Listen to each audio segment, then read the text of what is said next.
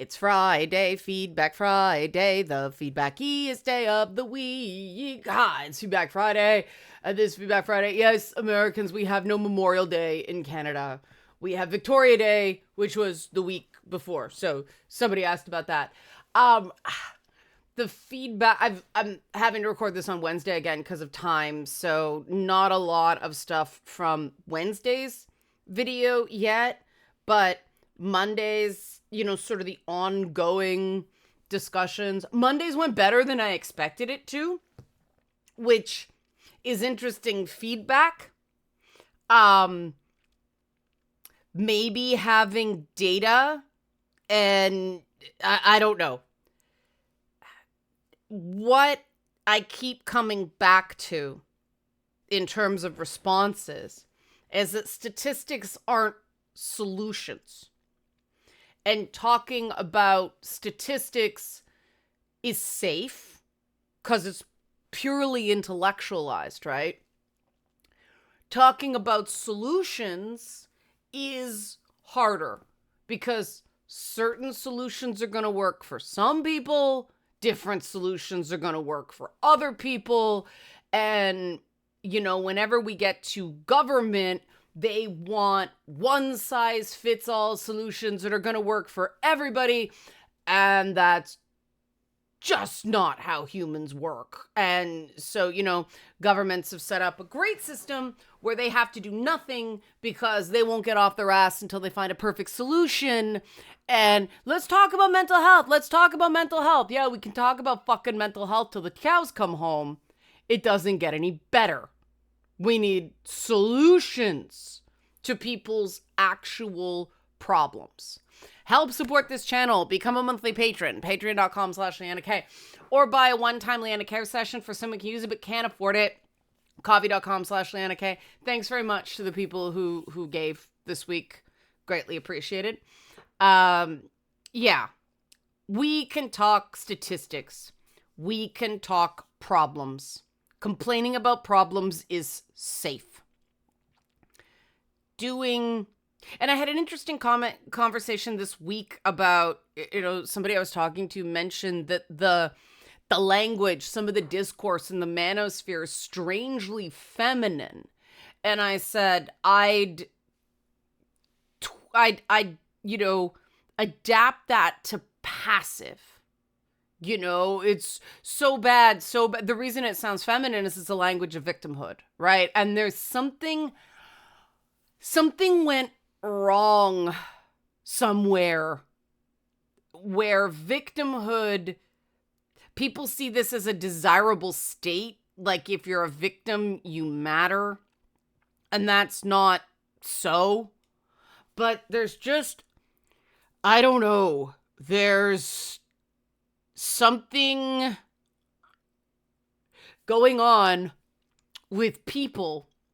There's a very high profile trial of former junior hockey players in Canada, right?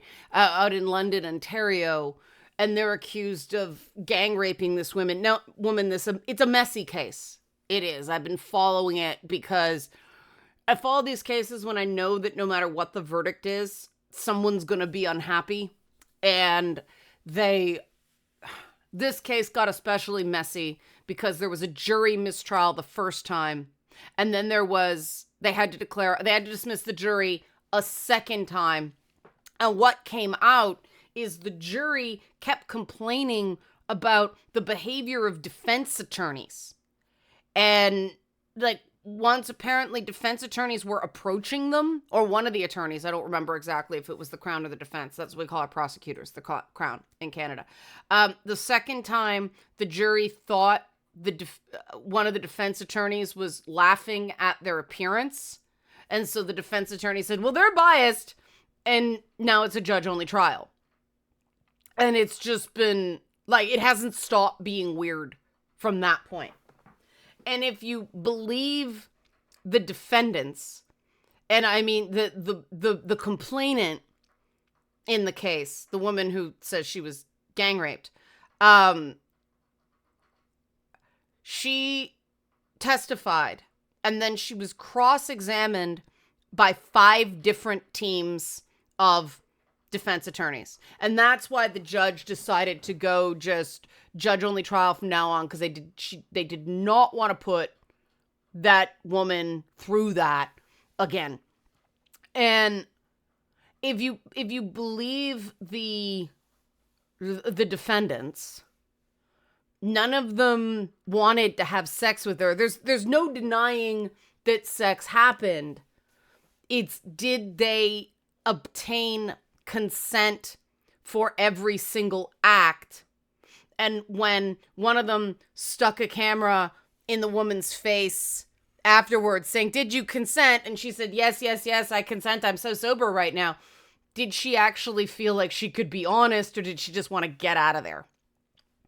And the theory of the hockey players, the defendants, is that they came over and there was this naked girl there and nobody really wanted to have sex with her, but she was begging for it, and they had girlfriends, so some guys went, "What the heck," took one for the team.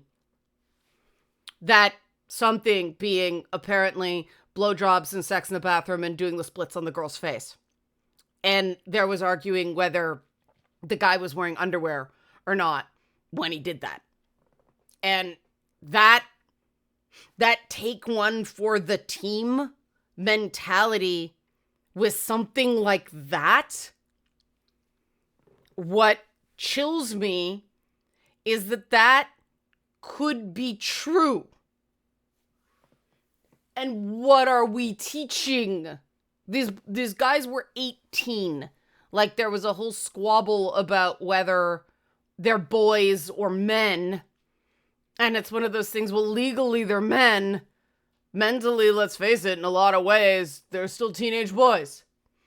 And people who have watched this channel for a while know that I have issues with the different treatment of the sexuality of teenage girls and the sexuality of teenage boys in media and shows like Riverdale, the John Kent Superman comics. You know, we treat teenage boys as older than they are and less feeling than they are when it comes to their sexuality. And the idea that, how do you expect young men to understand consent with a woman when they don't even understand that, no, somebody doesn't just have to have sex with the naked girl in the hotel room. That is not a take one for the team moment. That is, you are an individual moment. And I see stuff like this. And again, remember, this is me giving the defendants the benefit of the doubt. I don't know what to believe right now. I don't envy that judge at all. The whole thing, in a perfect world, you know, everybody would have been, this is wrong. We shouldn't be doing this. Hey guys, this is a bad idea. But that is apparently not the world we live in. And it's like, fucking Christ. Like, our starting point, apologize to Christians, the starting point talking about this stuff is wrong. Because you can lecture teenage boys on consent with others all you want. If they don't understand consent themselves, if they are doing things that they don't want to do because somebody has to,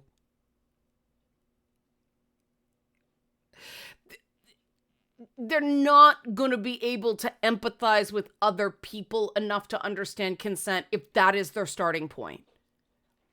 And these are discussions that men of various ages have to have with each other of, don't have sex to conform, don't have sex to fit in, don't have sex because some girl's gonna call you an incel if you don't.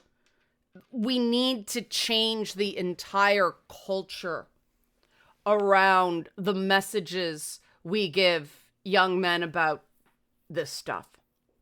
And not just this stuff, there's a lot.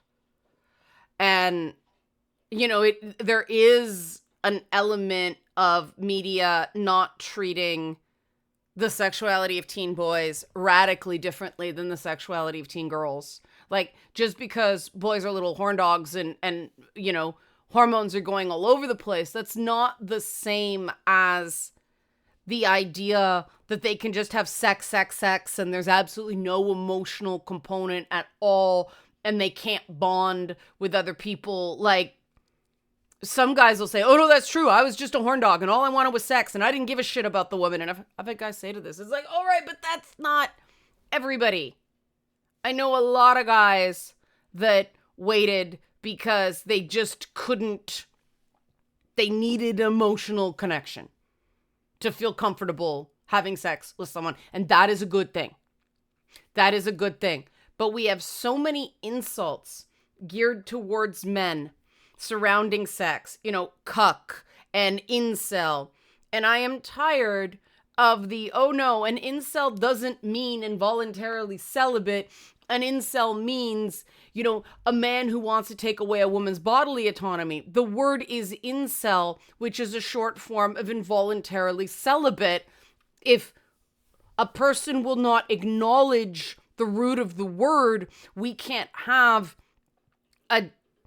How come it's disingenuous when not ingenuous? We can't have an ingenuous conversation about how those insults land. And everything's such a mess. It's such a mess. And I know nobody listens to me. I don't expect anybody to listen to me. But maybe someone will. You know, maybe someone will see this video and hear you don't have to do that and feel a little bit better about themselves. I find most guys don't.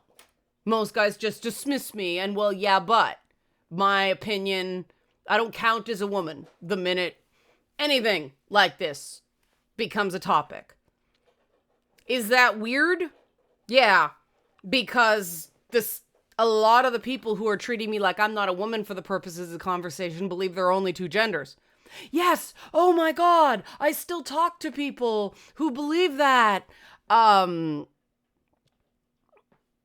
Right? So, and no, I'm not going to stop talking to people just because they have a different philosophy of gender than I do. But I do find it really strange that we talk about unmanning somebody. Okay, if he's not a man anymore, what is he? We don't talk about unwomaning someone. And yet in these conversations, it happens all the time.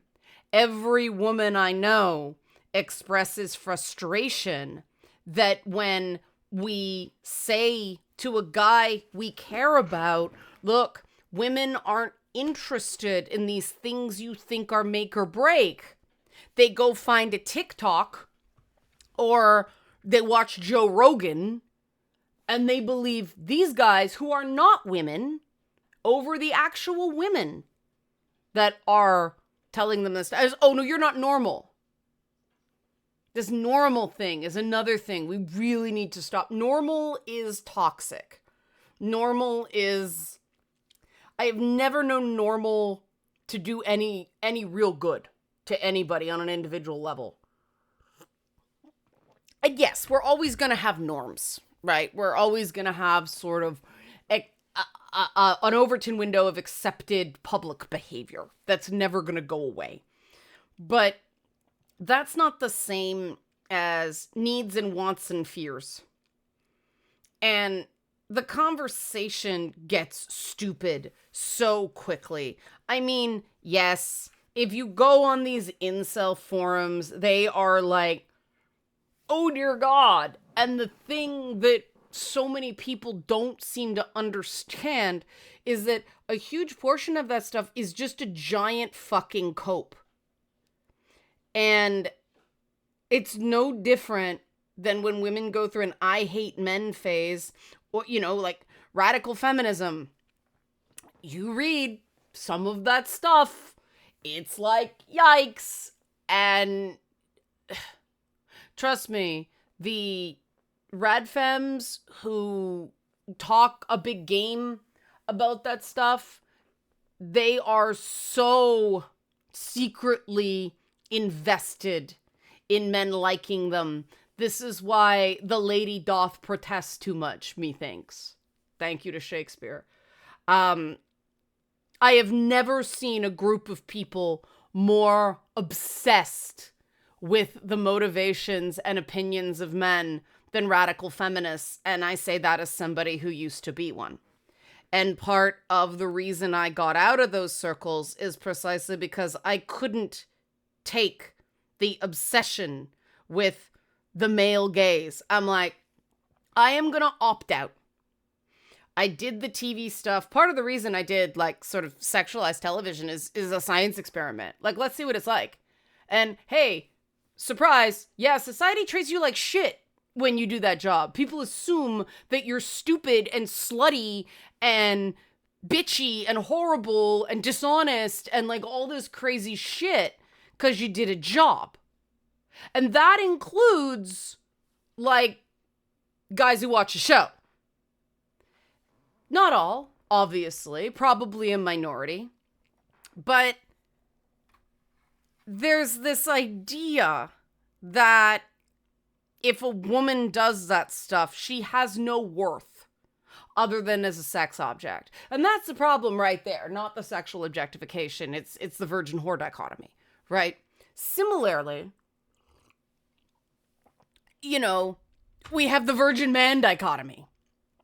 And I think that's what I'm going to call this video now. There we go. The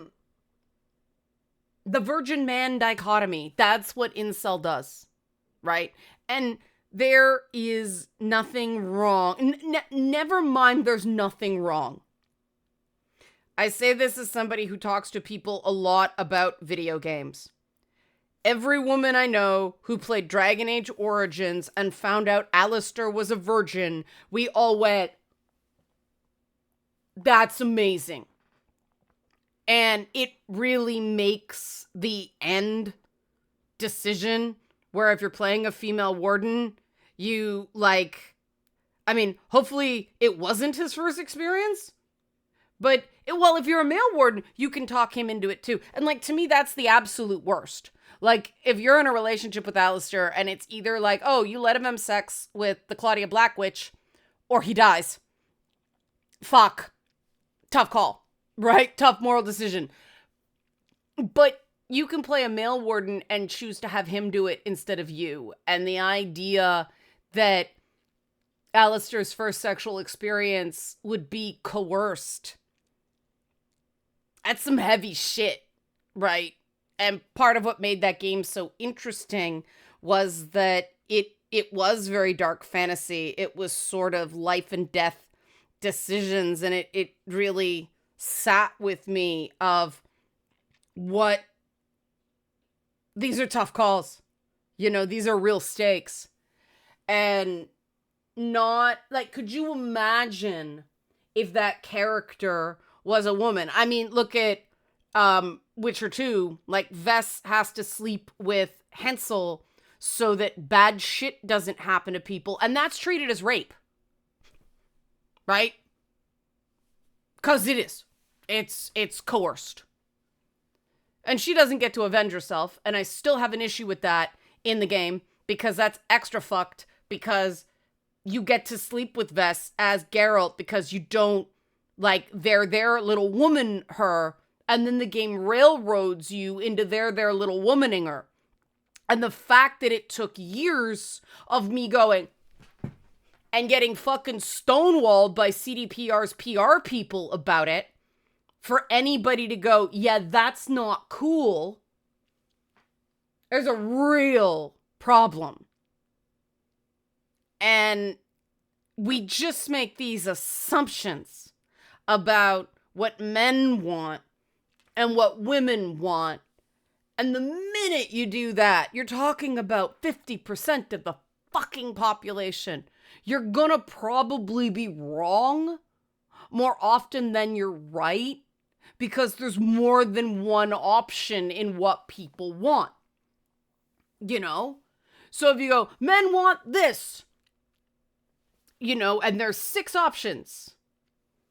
You have a 1 in 6 chance of being right. I don't like those fucking odds regarding an individual man. It's like, oh yeah, but some men are. So the fuck what? So the fuck what? You could say some anybody do. Some women do too. Well, not as many. Yeah, but we're still talking about a minority. Why are we doing this? This is a fucking distraction. Statistics are not solutions. The only solution is to treat everyone like an individual so that the not normal people, normal, are still treated as people. And that includes getting away from this virgin man dichotomy, right? Like, no, you are a man even if you have not had sex with other people. In fact, like, look, there's like monks and things like that. One of the things I love about the Yakuza games is that women throw themselves at, like Kiryu and stuff like this. It's like, whoa, there's a very different idea of what makes a man. In the Japanese tradition, self-control is a much greater indication of, ideal masculinity than banging everything that moves. And holy shit, can we, I don't want to start slut-shaming men, but can we please have some of that? If it doesn't feel right, it doesn't feel right. We have to stop societally coercing boys into thinking they have to have sex to be a man. Because under those conditions, you absolutely cannot expect them to understand consent where women are concerned. They don't understand consent where themselves are concerned. They're not consenting. And, oh, but you get all this pushback because we have this internalized misandry of guys don't want to admit that, yeah, a lot of the stuff they do does feel coerced. Even though I hear it coming out in the society prefers women shit. Women are coerced into different things, right? Like, it's the opposite. Women are shamed into not experimenting as much because then you're a slut. And trust me, you're labeled a slut. Nobody gives a shit what happens to you. People can beat you up and break you and abuse you and just lie about you. And it doesn't matter. You're a dirty slut. That is the unwomaning. You're a bitch. You're unwomaned. You're a slut. You're unwomaned. Even if it's not true. All people have to go is slut.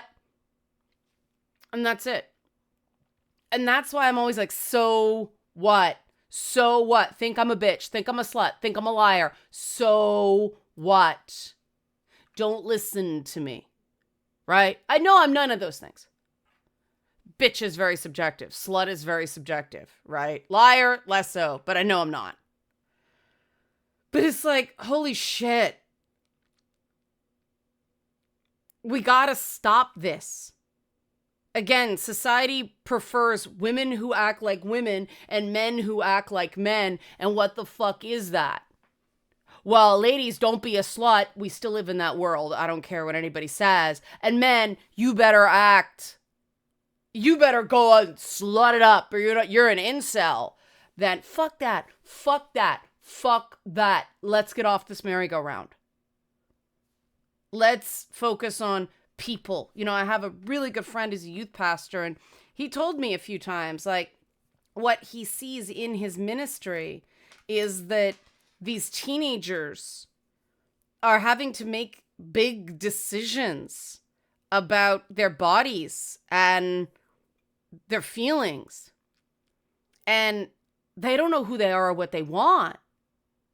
And so his whole approach is to give them alternatives, to do social activities with them that encourage them to be individuals, to be weird. And to have the strength to go, no, I don't just want to screw everything that moves without kind of falling into the shame thing of, the church of no sex before marriage. I mean, that's the other extreme, right? But I do think that before you make any big decisions that involve intimacy with another person, you do have to have some idea of who you are, what your values are, and what you like and what you don't like. And a lot of people skip that step. And so guys, if you're still a virgin, don't worry about it. No decent woman will care. Honestly, I think it's great, less to unlearn, because everybody's different. Everybody likes different things. You're starting from scratch with every sex partner you have anyway. Please don't be doing the splits on a woman's face. Like, please don't. That's kinky, and that kind of stuff is talked about before you do anything. And, oh no, but that's not romantic. That kills the mood. No. People who do BDSM talk about that stuff beforehand. It doesn't kill the mood. Trust me. Their BDSM communities are the experts on consent. And in these things, normal people don't tend to listen to them. And that frustrates me. Because this is a community that exists in a place where you can't legally, physically assault someone. The law assumes that no one consents to being beaten up. So the sub has all the power in those exchanges, which means you have to be clear and you have to do the aftercare. And frankly, I think send like BDSM people in to teach consent because they get it. But one of the things about the BDSM community is those are people who, and obviously there are some toxic people in every community, but those are people, the people who do it from a healthy place, who really know what they want and really know what they like. And they are able to communicate it. And I think that's the missing step. I was like, well, how do I know what I like if I haven't done it? Like, okay, fair. But you watch media, you watch porn. Most people do now. You have a sense of what you're curious about, right? You know that.